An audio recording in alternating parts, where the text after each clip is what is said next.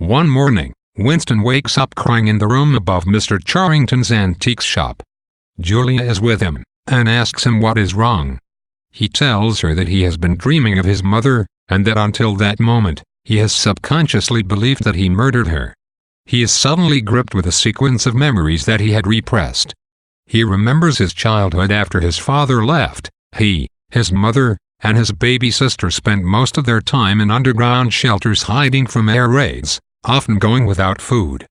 Consumed by hunger, Winston stole some chocolate from them and ran away, never to see them again. He hates the party for having eliminated human feelings.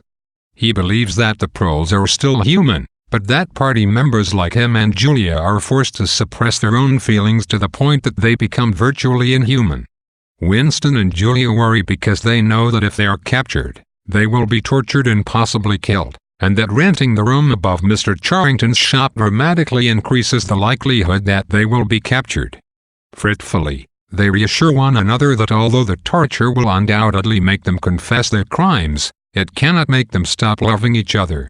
They agree that the wisest course of action would be to leave the room forever, but they cannot. The two take a serious risk by traveling to O'Brien's together.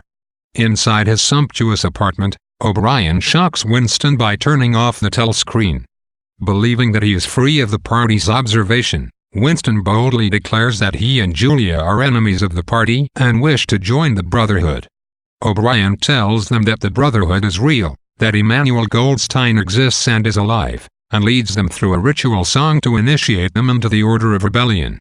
O'Brien gives them wine, and Winston proposes that they drink to the past.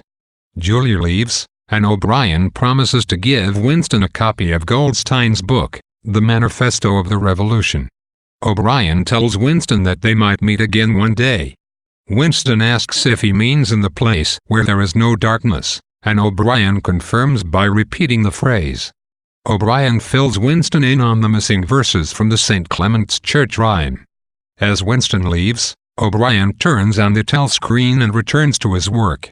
Winston's sudden surge of childhood memories reveals the depths to which the party's psychological manipulation has infiltrated. Only in his subconscious is Winston still able to cling to the truth. Julia proves to be one of the few outlets. The reader never meets any of Winston's family for the emotionally cathartic power of this memory, and is thus one of the few people with whom Winston can interact in a meaningful way. Their sincere commitment to each other about the fact that torture will make them turn each other in but not stop loving each other illustrates their naive underestimation of the party's power over the human mind.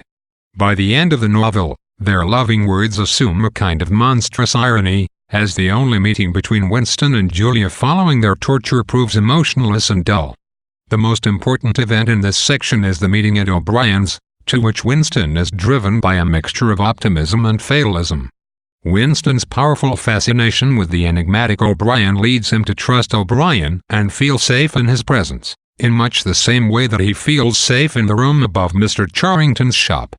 Winston's hopeful belief in the Brotherhood, uncharacteristic for a man as fatalistic as he, actually contributes to his sense of impending doom.